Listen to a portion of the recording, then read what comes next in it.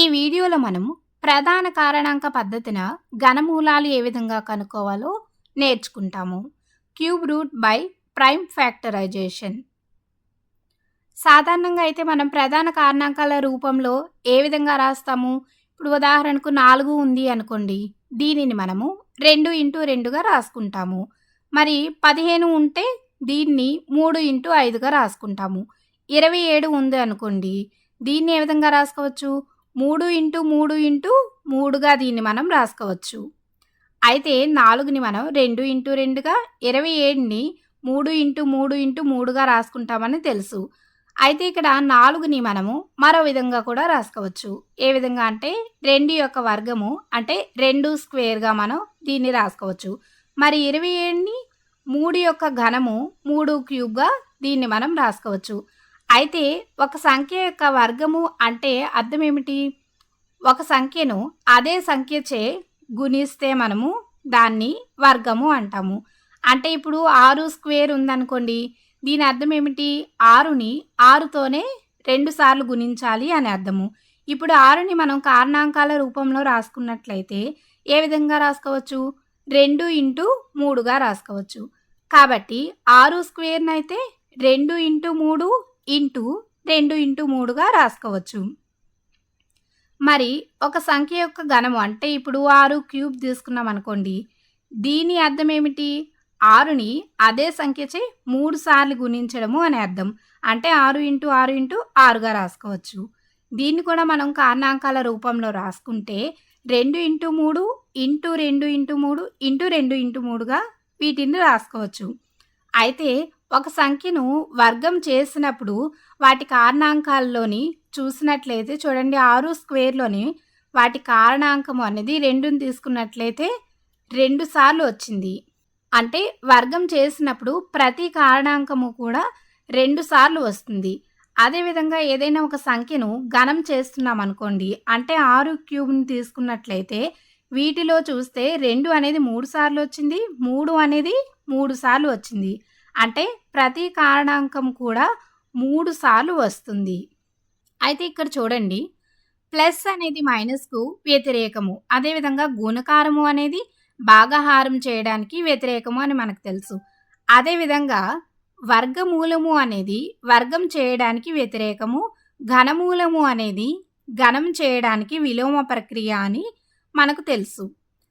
4ని మనం ఏ విధంగా రాసుకున్నాము? 2 స్క్వేర్గా రాసుకున్నాము. కాబట్టి దానికి వ్యతిరేకం ఇక్కడ స్క్వేర్ రూట్ ఆఫ్ 4గా రాసుకున్నట్లయితే దీన్ని మనం ఏ విధంగా రాసుకోవచ్చు? స్క్వేర్ రూట్ ఆఫ్ 2 ఇంటూ 2గా రాసుకోవచ్చు. అప్పుడు 4 యొక్క వర్గము ఏమవుతుంది? ఇక్కడ 2 కారణాంకాల్లోని 1 మనం తీసుకుంటాము. అంటే 4 యొక్క వర్గమూలం మనకు 2 అనేది రావడం జరిగింది. మరి ఘనమూలాన్ని అయితే ఏ విధంగా కనుక్కుంటాము? ఉదాహరణకు క్యూబ్ రూట్ ఆఫ్ 27ని తీసుకున్నట్లయితే దీన్ని కారణాంకాల రూపంలో ఏ విధంగా రాసుకుంటాము? Cube root of 3 into 3 into 3గా దీన్ని మనం రాసుకోవచ్చు. అప్పుడు క్యూబ్ రూట్ ఆఫ్ 27 ఏమవుతుంది? దీంట్లోని కూడా మనం ఈ మూడింట్లోని ఒక కారణాంకాన్ని తీసుకుంటాము. కాబట్టి 27 యొక్క ఘనమూలం ఎంత వచ్చింది మనకు? 3 అనేది వచ్చింది. దీనికి సంబంధించిన మరొక ఉదాహరణ చూద్దాం. క్యూబ్ రూట్ ఆఫ్ 6 క్యూబ్, దీన్ని మనం ఏ విధంగా రాసుకోవచ్చు? 6 క్యూబ్ అంటే ఏమిటి? 6ని 3 సార్లు గుణించడము అని అర్థము. మళ్ళీ 6ని కారణాంకాల రూపంలో రాసుకుంటే ఏ విధంగా రాసుకోవచ్చు? 2 ఇంటూ 3గా రాసుకోవచ్చు. అంటే దీన్ని మనము cube root of 2 into 2 into 2 into 3 into 3 into 3గా దీన్ని మనం రాసుకోవచ్చు. అయితే దీంట్లో చూడండి, 2 అనేది 3 సార్లు వచ్చింది, 3 అనేది 3 సార్లు వచ్చింది.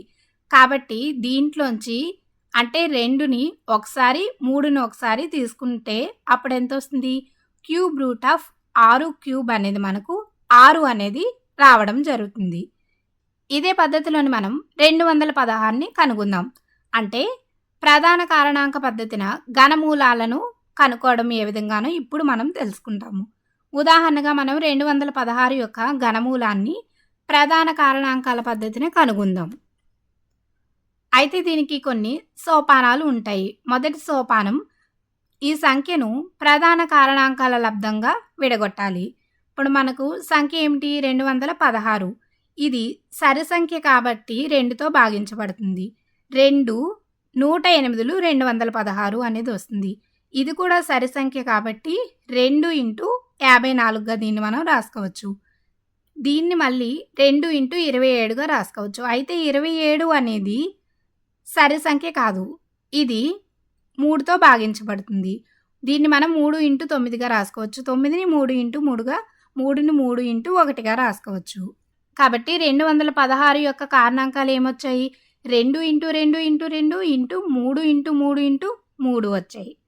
రెండవ సోపానం ఏమిటి అంటే ఈ కారణాంకాలను త్రికములుగా వర్గీకరించాలి. అప్పుడు క్యూబ్ రూట్ ఆఫ్ 216లోని మనకు చూసినట్లయితే 2 అనేది ఒక త్రికముగా ఉంది, 3 అనేది కూడా త్రికముగా వర్గీకరించాము.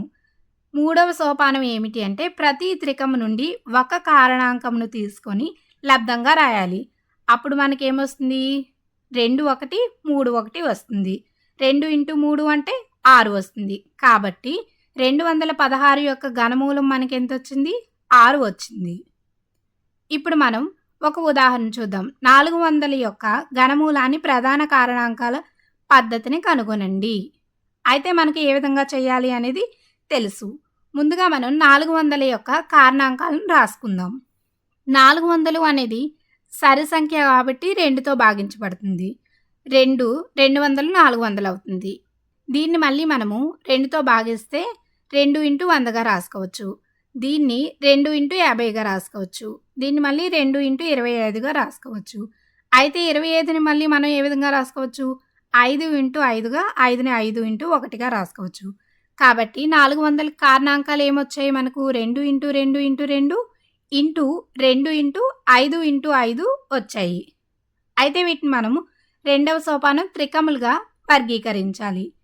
ఇక్కడ చూసినట్లయితే 2 ఇంటూ 2 ఇంటూ 2 అనేది ఒక త్రికము, 2 అనేది ఒకసారి వచ్చింది, 5లు 2 సార్లు వచ్చాయి. కాబట్టి కారణాంకాలన్నింటినీ మనము త్రికములుగా వర్గీకరించలేకపోయాము. అదేవిధంగా 400ని చూసినట్లయితే ఇది ఒక ఖచ్చితమైన ఘనం కాదు. కావున 400కి ఖచ్చితమైన ఘనమూలం కూడా లేదు అని మనం చెప్పచ్చు. ఇప్పుడు మరో ఉదాహరణ చూద్దాం. 2744 యొక్క ఘనమూలాన్ని కనుక్కోవాలి. అయితే మనకు తెలుసు ఏ విధంగా చేయాలి అంటే ముందుగా మనం 2744కి మనం ప్రధాన కారణాంకాలను రాసుకుందాం. ఇది సరి సంఖ్య కాబట్టి దీన్ని మనం 2తో భాగించవచ్చు. కాబట్టి 2 ఇంటూ 1372గా దీన్ని మనం రాసుకోవచ్చు. మళ్ళీ దీన్ని 2 ఇంటూ 686గా రాసుకోవచ్చు. దీన్ని 2 ఇంటూ 343గా దీన్ని మనం రాసుకోవచ్చు. అయితే ఇక్కడ 343 అనేది ఒక ప్రత్యేకమైన సంఖ్య. ఎందుకు? దీన్ని మనం 7 క్యూబ్గా రాసుకోవచ్చు. కాబట్టి దీన్ని 7 ఇంటూ 49గా రాసుకోవచ్చు. మళ్ళీ 49ని 7 స్క్వేర్గా రాసుకోవచ్చు. కాబట్టి దీన్ని 7 ఇంటూ 7గా రాసుకోవచ్చు. 7ని 7 ఇంటూ 1గా రాసుకోవచ్చు. కాబట్టి దీనికి కారణాంకాలు ఏమొచ్చాయి? 2 into 2 into 2 into 7 into 7 into 7 వచ్చాయి. రెండవ సోపానం ఏమిటి? వీటిని మనం త్రికములుగా వర్గీకరించాలి. కాబట్టి ఇక్కడ చూసినట్లయితే 2 త్రికములు అనేవి వచ్చాయి. వీటిలోని ప్రతి ఒక్క త్రికం నుండి ఒక కారణాంకాన్ని తీసుకొని లబ్ధంగా రాయాలి. అంటే 2 ఇంటూ 7 అవుతుంది. అప్పుడు ఎంత వస్తుంది మనకు? 14 అనేది వస్తుంది. కాబట్టి 2744 యొక్క ఘనమూలం ఎంత వచ్చింది? 14 అనేది వచ్చింది. ఇప్పుడు 10648 యొక్క ఘనమూలాన్ని కనుక్కుందాం. అయితే ముందుగా దీనికి మనం ప్రధాన కారణాంకాలను కనుక్కోవాలి. దీన్ని మనం 2తో భాగించవచ్చు కాబట్టి ఎంత వస్తుంది? 2 ఇంటూ 5324గా రాసుకోవచ్చు. దీన్ని కూడా మళ్ళీ 2 ఇంటూ 2662గా రాసుకోవచ్చు. దీన్ని 2 ఇంటూ 1331గా రాసుకోవచ్చు. అయితే ఇక్కడ 1331ని మనం 11 క్యూబ్గా రాసుకోవచ్చు. కాబట్టి 11 ఇంటూ 121 అనేది వస్తుంది. మళ్ళీ 121 అనేది 11 స్క్వేర్గా రాసుకోవచ్చు. కాబట్టి దీన్ని 11 ఇంటూ 11గా రాసుకోవచ్చు.